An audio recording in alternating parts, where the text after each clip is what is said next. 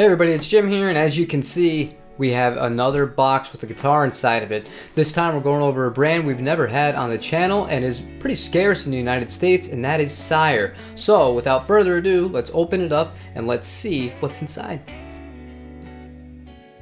Alright, now to get started. As you can see, this wedge box was not taped whatsoever. It's not like the tape came off of this. It's not that anything other than the fact that this was not taped. So when I first picked up the package to begin with here, I felt like there was something moving around. I thought maybe it was just a wedge box. It has a little bit of padding, but that's not a good look. It's pretty. This is the Sire H7, basically a 335 style instrument. Looks pretty good, but we won't know until we really sit down with it.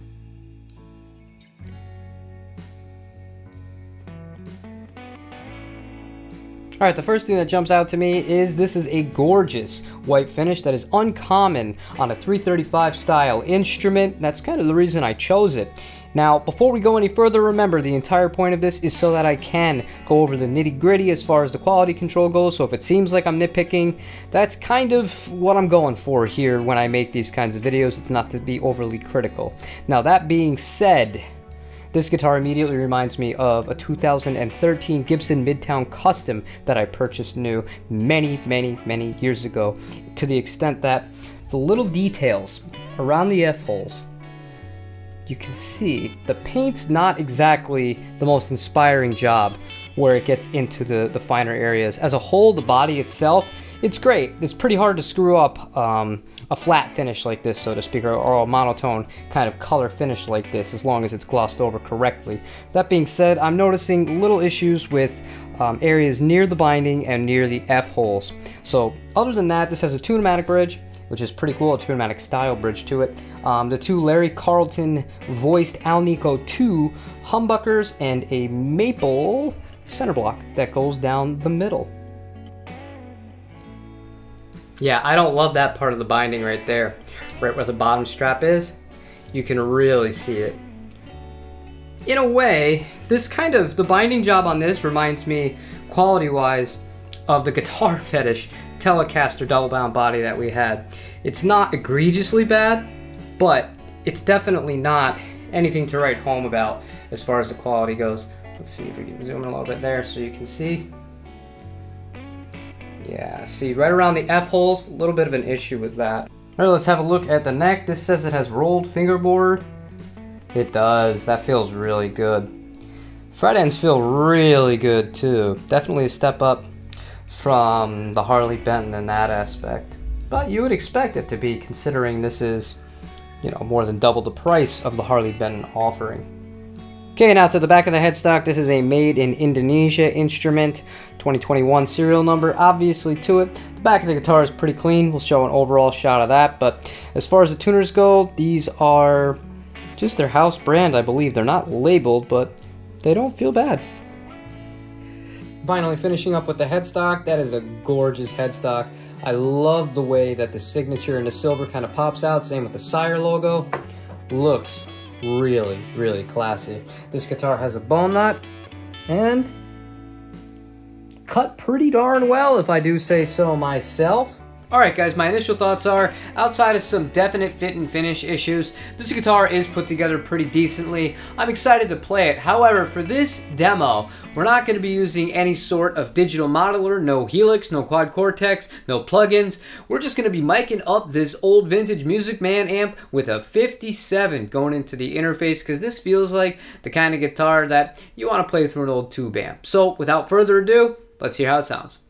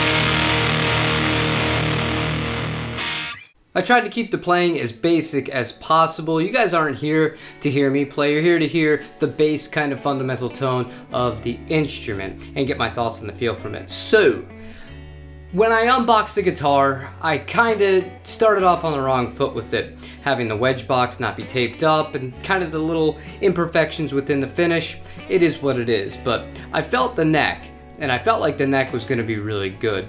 As I sat and I played this guitar, it impressed me so much in that aspect that I don't care about these little imperfections, so to speak, with the binding and the paint. This is really good. The rolled fingerboard is very close to the quality that my Gibson ES339 is, and that's probably my favorite guitar. So after about a minute, I felt completely at home with this instrument, and that's something that I haven't gotten from a guitar in this kind of, you know, price range, so to speak. I know people hate when I say that, but it is what it is. When you're looking at guitars between like $500 and $1,000, getting a quality feeling neck is something that is harder to come by than, you know, it kind of used to be, given that inflation and all that. But this guitar does such a good job of just feeling easy to play. That, I can't stress this enough. This is not a thick neck by any means, but it's not paper thin either.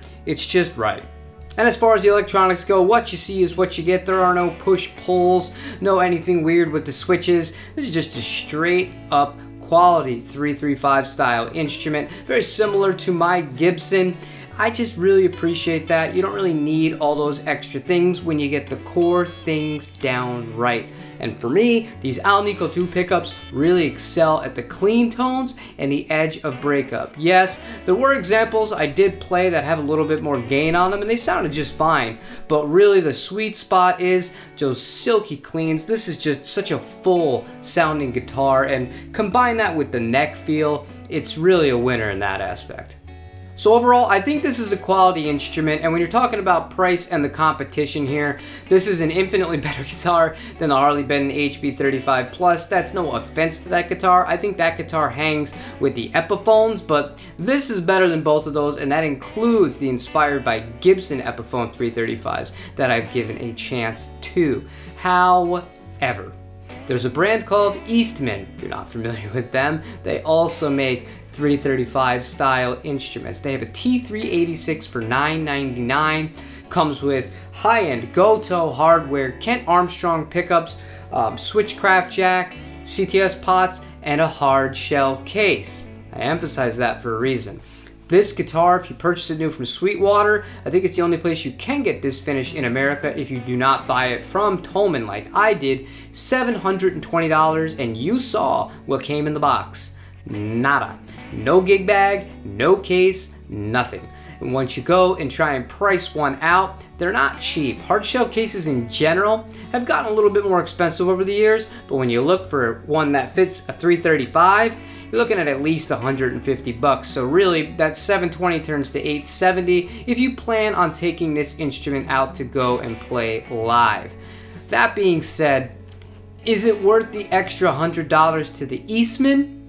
That's a tough call, man. I don't know. I would lean a little bit more towards the Eastman, if I'm being totally honest. And I know that I've said all these great things about this guitar, because I do think this is a good guitar, but as far as having everything immediately all at once in a whole package at one price, not piecing it together, there's nothing I could ever see myself wanting to replace on the Eastman T386, whereas this guy, maybe the tuners, these felt a little bit loose. It's little things, but I don't know, it's so close in price that you have to consider the little things, because they do add up over time. And I know I sound like a broken record if you've watched my other reviews, but this is a reminder. I am not paid to do any of these gear demos. Nobody supplies me with any of this gear. This is all out of my own pocket, and I ordered this straight from Germany because you can't get the damn thing in America. Overall, I think it's a really good guitar. I think it puts up a fight against the Eastman, but I would lean a little bit more towards the Eastman. That's just me personally. However, the aesthetic of this, man, if they made the T386 in this finish, it'd be a no-brainer, but between the neck, the finish, and just the clean tones, I do really like this instrument. So, if you like what I'm doing, leave a like on this video. I do appreciate that. Subscribe if you haven't already. Leave me a comment. Let me know what you think about this video, about Sire guitars. What brand you guys want to see me try out for the first time next. I'm always open to your ideas. And other than that, I will see you tomorrow for another guitar related video. Take it easy.